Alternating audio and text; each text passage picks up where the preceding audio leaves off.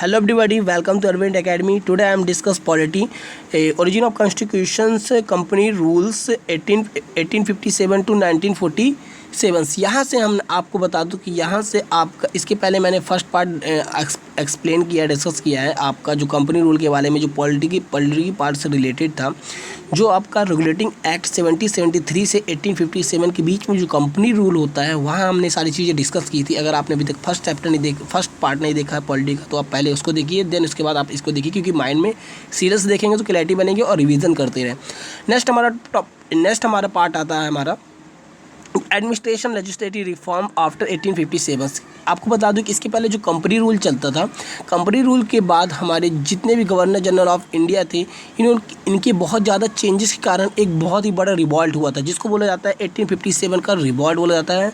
और उसको भी ये भी बोला जाता है first war of independence by Indians. ये इंडियंस के द्वारा फर्स्ट इंडिपेंडेंट वार था। ये वार क्यों हुआ था? क्योंकि हमारे जितने भी गवर्नर जनरल जो कंपनी रूलर्स थे, हमारे गवर्नर जनरल ऑफ इंडिया थे, इनके द्वारा बहुत ज़्यादा चेंजेस करनी गई थी।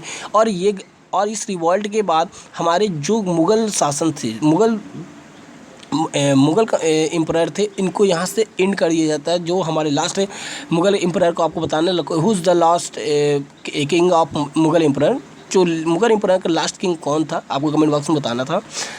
तो यहाँ से मुग़ल एम्परर बिल्कुल ख़त्म कर दिया जाता है, क्योंकि हमारे गवर्नर जनरल्स ऑफ इंडिया जो डलहौजी के जो नीति आई थी डॉक्ट्रिन ऑफ लाप्लास, तो यहाँ से जितने भी किंग जो वारिस नहीं होगा वो अपने अंडर ब्रिटिश के अंडर करे जा रहे थे। बहुत ज़्यादा चेंजेस आ रहे थे यहाँ पे, तो इसके कारण से यहाँ पे बहुत बड़ा रिवॉल्ट हुआ था, जिसको 1857 का रिवॉल्ट बोला जाता है और फर्स्ट वार ऑफ इंडिपेंडेंस बोलता है। अब यहाँ से क्या होता है, कंपनी रूल को ख़त्म करके ब्रिटिश क्राउन रूल्स यहाँ से स्टार्ट हो जाता है, जो ब्रिटिश गवर्नमेंट अपने अंडर डायरेक्टली अंडर में कर लेती है। और यहाँ से गुड गवर्नेंस भी बोला जाता है, जो ब्रिटिश गवर्नमेंट बनाती है, government of India act 1858।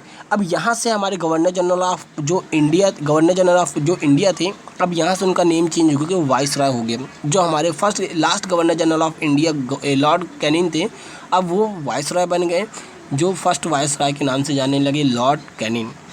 Then इसके बाद यहाँ पे जो डबल गवर्नमेंट चल रही थी, बोर्ड ऑफ, जैसे मैंने पहले आपको बताया था कंपनी रूल्स में डुअल गवर्नमेंट बनाई गई थी आपके पिट्स इंडिया एक्ट के तहत। तो बोर्ड ऑफ कंट्रोलर और कोर्ट ऑफ डायरेक्टर, जैसे कि मैंने बताया था, बोर्ड ऑफ कंट्रोलर आपका पॉलिटिकल इश्यूज संभालते थे और कोर्ट ऑफ डायरेक्टर आपके कॉमर्शियल और ट्रेडिंग वाले रूल संभालते थे। तो ये गवर्नमेंट को ख़त्म करके यहाँ पे अब एक नई स्टैचू बॉडी यहाँ पे तैयार की गई, सेक्रेटरी ऑफ स्टेट यहाँ पे अब ये संभालने लगी। तो ये जितनी भी गवर्नेंस ऑफ इंडिया, जो बहुत ही अथॉरिटी थी, जो all authority for the governance of India was wasted in the governor general in council, who was the responsible of, जितना भी है रिस्पॉन्सिबल किसके अंडर में आ गया, सेक्रेटरी ऑफ स्टेट के अंडर में आ गया। अब यहाँ पे हमारा नेक्स्ट आता है इंडियन काउंसिल एक्ट। इसमें कोई ज़्यादा चेंजेस नहीं होते हैं, तो इसमें हम देख लेते हैं। दिस इज़ द ये एक्ट इंपॉर्टेंट है लैंडमार्क के लिए, जिसमें इस एक्ट के द्वारा जो पावर ऑफ क्राउन था उसको क्या किया गया, exercise the secretary of Indian. यहाँ पे जो मेंबर्स थे, जो 50 secretary of state for India, तो यहाँ पे काउंसिल ऑफ मेंबर जो 15 मेंबर थे, और the secretary of state who was the responsible for the governor general assessed by the executive council. तो इसमें कुछ ज़्यादा इंपॉर्टेंस नहीं है, अगर आपको देखना है तो आप नॉर्मली आप रीड कर सकते हैं। अब सभी के पास तो बुक वगैरह होगी, लेट वी कैन। अब हमारा नेक्स्ट आता है जो सबसे ज़्यादा इंपॉर्टेंट है, बार बार एग्जाम में पूछा जाता है, आपका Morley Minto reform and Indian council act 1909। तो 1909 में हमारा ये एक बहुत ही बड़ा इंडियन काउंसिल एक्ट आया। इसमें हमारे ये दो लोग के कारण से हमारे ये एक्ट आया। जैसे ये किसके रिकमेंडेशन से आया था, ये सेक्रेटरी ऑफ स्टेट जो लॉर्ड मॉले थे, और जो हमारे इंडिया के वाइस राय थे वो मिंटो थे, लॉर्ड मिंटो। इन दोनों के रिकमेंडेशन से हमारा एक इम्प्लीमेंट हुआ था इंडियन काउंसिल एक्ट 1909। इन दोनों के इम्प्लीमेंट किया गया था, इन दोनों के कारण यहाँ से। अब यहाँ पे क्या होता है, इनमें यहाँ पे बहुत ज़्यादा चेंजेस होती हैं। हमारे इंडियन गवर्नमेंट के लिए डायरेक्टली अब यहाँ पे ज़्यादा फोर्स होने लगता है। अब maximum number of the additional number of India legislative council, अब एक लेजिस्लेटिव काउंसिल जिसको बोला जाता है governor general of council was rise, यहाँ पे कितने मेंबर थे? 16 मेंबर से राइज किया गया है। जो एक्ट जो हम नए प्रीवियस एक्ट में हमने 1892 में जो एक्ट लाया गया था वहाँ से राइज हुआ था 60 मेंबर से लेकर के आपके 60 मेंबर जो जिसको जहाँ पे हमारे जो एक्सक्लूडिंग द एग्जीक्यूटिव काउंसिलर था 16 मेंबर्स का।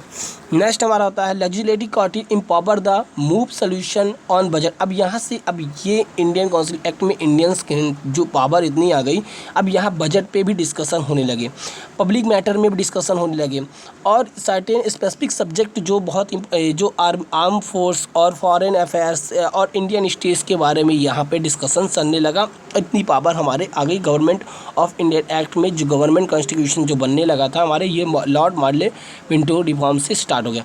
देन इसके बाद इसी के अंडर में हमारा आता है साइमन कमीशन आता है, जो 19 में हमारा 1929 में आना चाहिए तो 27 में आ जाता है 2 साल पहले, जिसको बाइकआउट भी किया जाता है। नेक्स्ट हमारा आता है मॉन्टेग्यू चेम्सफोर्ड रिपोर्ट, जिसको बोला जाता है Montagu Chelmsford report and governor of India act 1909।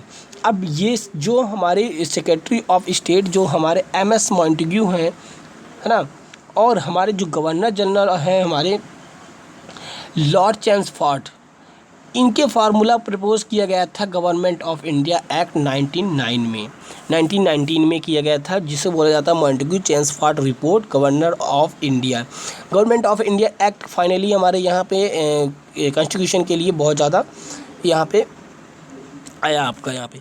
अब यहाँ पे responsible government of provisions was the introduce, यहाँ पे इंट्रोड्यूस किया गया था without impairing the responsibility of governor through the governor general for the administration provisions is by reported device known as the dyarchy. अब यहाँ से एक डॉर्ची रूल्स यहाँ पे लाया गया। डॉर्ची गवर्नमेंट हमारे कह सकते हैं डुअल गवर्नमेंट। यहाँ पे डुअल गवर्नमेंट के लिए यहाँ पे प्रपोजल डाला गया था, इंट्रोड्यूस किया गया था बाय गवर्नर्स द्वारा।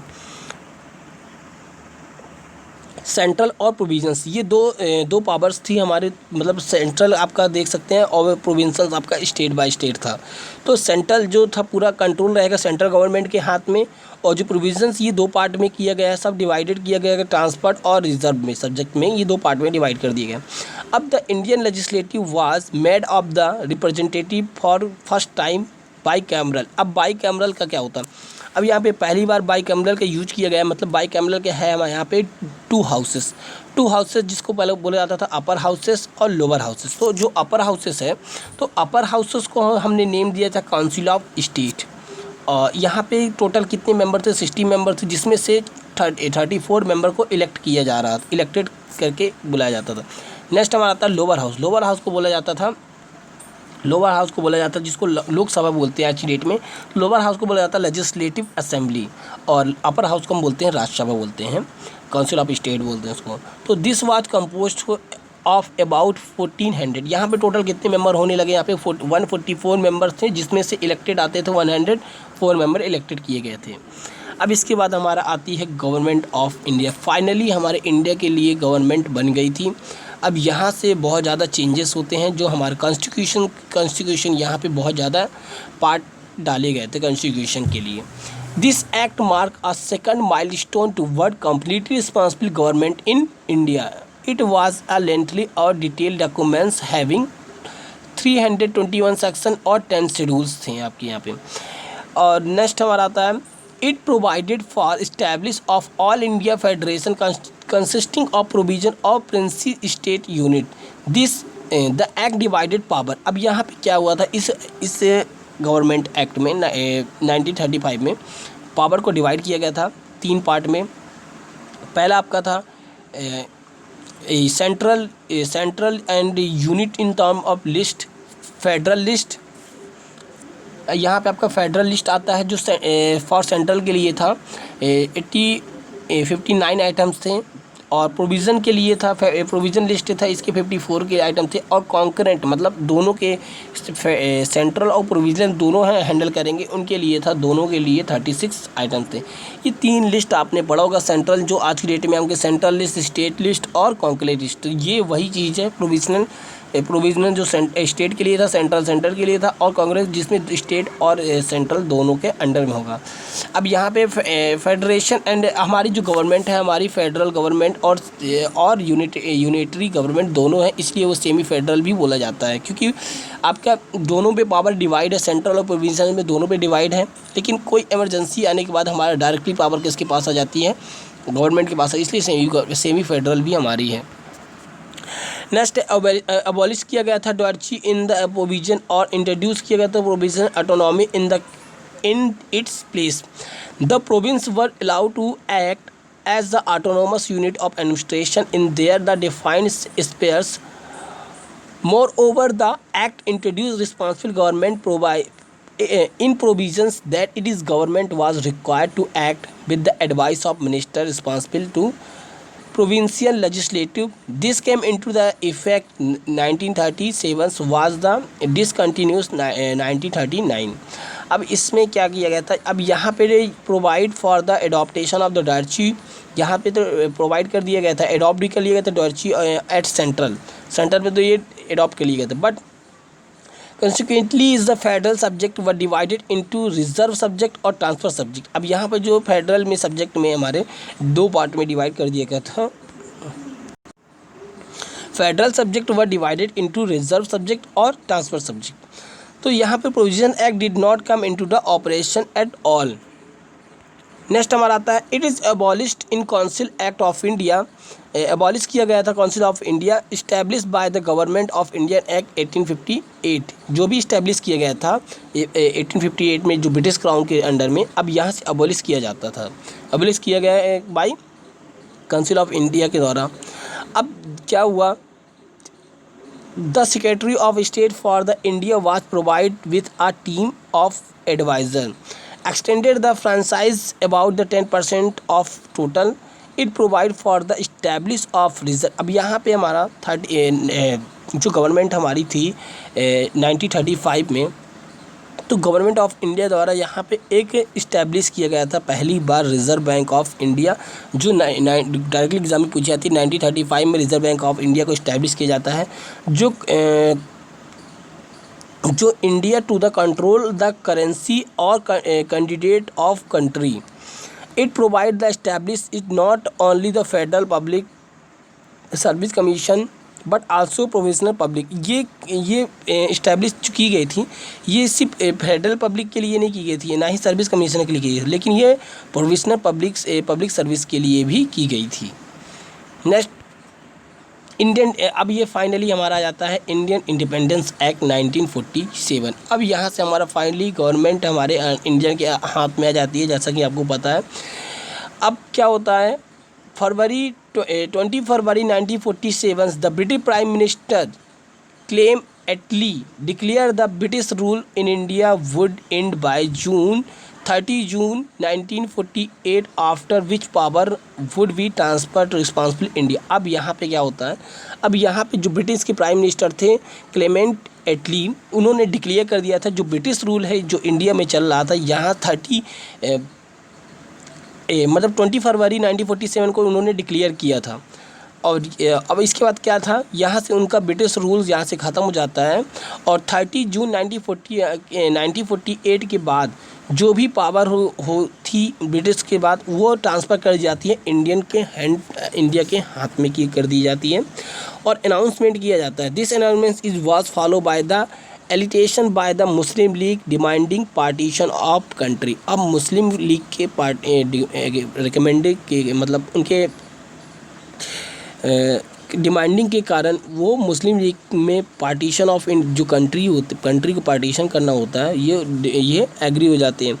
अब यहाँ पे 3 जून 1947 में British government made it clear the constitution form by the constitution assembly. अब यहाँ पे ब्रिटिश गवर्नमेंट ने अनाउंस किया था कि 3 जून 1947 को इंडिया के लिए एक अलग कॉन्स्टिट्यूशन बनाने के लिए जो कॉन्स्टिट्यूशन असेंबली में फॉर्म किया गया था 1946 में, and can not apply the part of the country which are unwilling to accept it.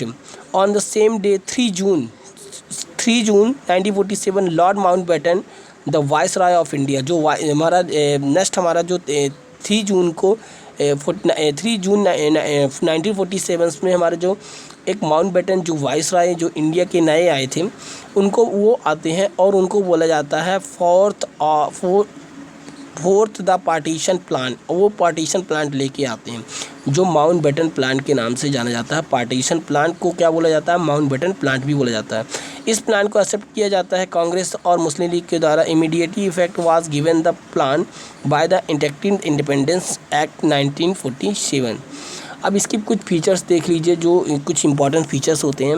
अब British rule in India is declare the independent sovereign state of अगस्त 15 अगस्त। अब हमारे इंडिया को हमारे ब्रिटिश रूल यहाँ पे डिक्लेयर कर देती है कि बिल्कुल भी इंडिया अब इंडिपेंडेंस हो चुका है, सोवरेन है, ये सोवरेन हो चुकी है।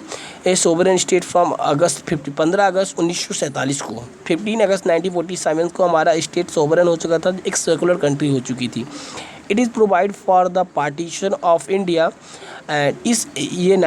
जो हमारा 1947 का जो इंडियन गवर्नमेंट इंडियन एक्ट आया था, ये पार्टीशन के नाम से भी जाना जाता है। तो जो माउंटबेटन प्लान के द्वारा पार्टीशन प्लान जो किया गया था, it is provide the partition of India, creation of 2 independence dominion of India and Pakistan with the right to separate from the British Commonwealth and abolish the office of viceroy. यहाँ पे office of viceroy को abolish किया गया था। And provided for each dominant governor generals who was the appointed by the British king. अब यहाँ पे governor general को अपॉइंट किया गया था, जो डायरेक्टली अपॉइंट किया जाता था ब्रिटिश किंग के द्वारा। On the advice of the dominant cabinet, जो एडवाइस दिया गया था वो डोमिनेंट कैबिनेट द्वारा। His the majesty government in the Britain was to have no responsibility with respect to government of India or Pakistan. Next हमारा आता है, it empowered the Constitution Assembly of 2 dominant or frame and adopted by the Constitution for their respective nations and repeal any act of the British Parliament, included the Dependent Act itself. It is the empowered the Constitution Assembly of both the dominant or legislative of their respective territory till the new constitution. अब यहाँ पे हमारा जो new constitution के लिए demand किया गया था, अलग अलग आपका मुस्लिम लीग और यहाँ पे इंडियन कांग्रेस के लिए अलग अलग कॉन्स्टिट्यूशन की रिकमेंड हुई थी। नेक्स्ट हमारा आता है, was defected dropped at in force no act of the British parliament pass after the 15 August 1947 was extended either a new dominant unless was extended thereto by the law of legislative of dominant.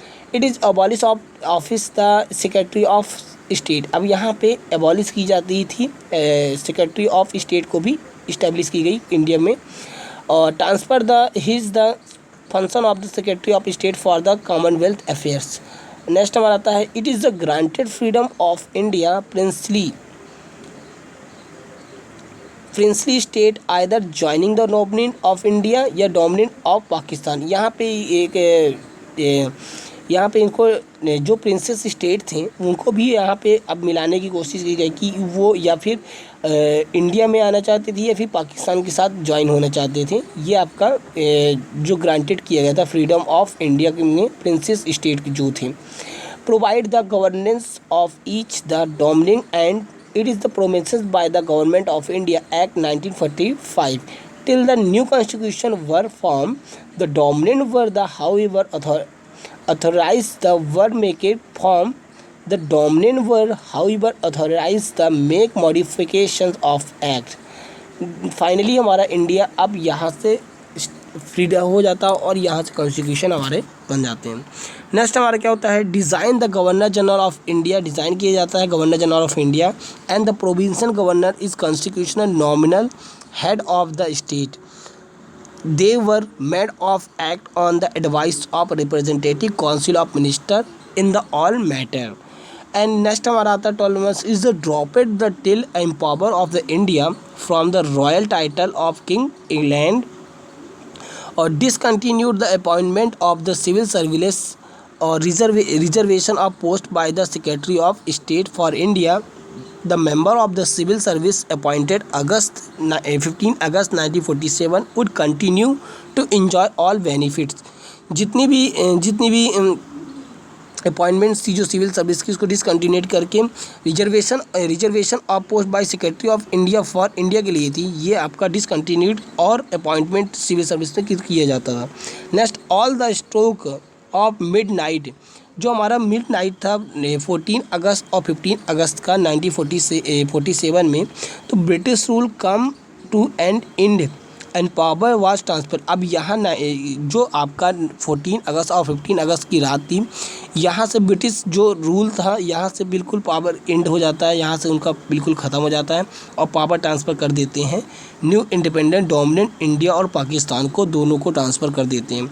Lord Mountbatten become the first governor general of the new dominant of, जिसको बोला जाता है independent का first governor general कौन था, तो हमारा Lord Mountbatten first governor general of new independence India, new dominant of India. He swear Jawaharlal Nehru was the first prime minister of. ये कुछ कमिटी है, इंपॉर्टेंट कमिटी है जो आफ्टर इंडिपेंडेंस के बाद बनी थी, जो जवाहरलाल नेहरू प्राइम मिनिस्टर, जो फर्स्ट प्राइम मिनिस्टर थे और एक्सटर्नल अफेयर्स को भी संभालते थे, कॉमनवेल्थ रिलेशन को और साइंटिफिक रिसर्च को भी संभालते थे। सरदार वल्लभ भाई पटेल जो होम इंफॉर्मेशन और ब्रॉडकास्टिंग और स्टेट को अंडर में हमारे काम करते थे। डॉक्टर राजेंद्र प्रसाद जो फूड और एग्रीकल्चर में कमेटी थी उनकी, और मौलाना अब्दुल कलाम आज़ाद जो एजुकेशन मिनिस्टर्स थे, जो जिनको फर्स्ट मिनिस्टर्स भी बोला जाता है, एजुकेशन मिनिस्टर्स बोला जाता है, मौलाना अबुल कलाम आज़ाद। ये इंडियन नेशनल कांग्रेस के मेंबर भी, यंगेस्ट मेंबर भी बन चुके हैं ये, और लॉन्गेस्ट टाइम मेंबर्स भी आपके रह चुके हैं। डॉक्टर जॉन मैथाइल इज़ ये रेलवे और ट्रांसपोर्ट संभालते थे।